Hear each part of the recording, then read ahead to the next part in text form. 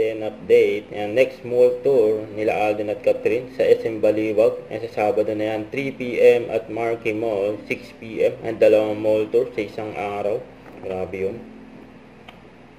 Tapos yung official trailer ng Lola Bagyan, pumalo ng 25 million views sa loob ng isang araw. Grabe yun. Ito pa nga yung proof.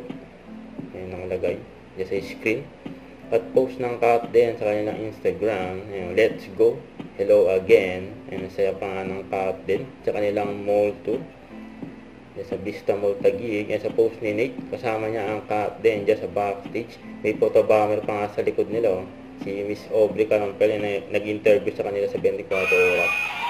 Ayan, paglabas ng tent, nagpaalam si Alden, kila Mama Ten at Laysam. Para sa mga si Catherine. Ayan, sabay na sila. Umalis dyan sa mall. Isa lang ang sinakyan nilang van. Grabe yun. Ang daming tao nagpunta sa kanilang mall tour. Paano pa kasi iba pang susunod ng mga mall tour nila.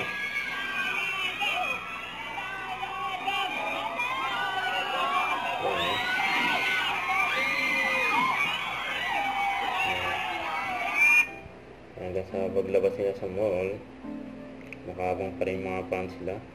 Kaya nauna sumakay si Catherine sa van, tapos si Alden, seatmate siyempre, ang Kat din.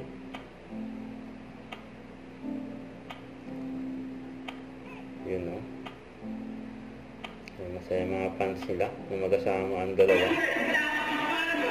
Ito pa iba pang mga video ng Kat din.